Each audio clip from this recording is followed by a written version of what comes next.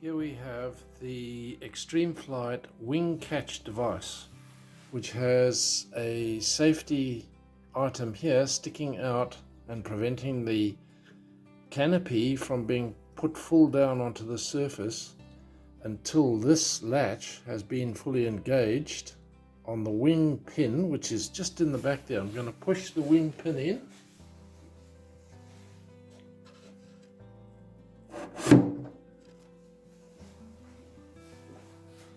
Okay, so that's the wing pin in place.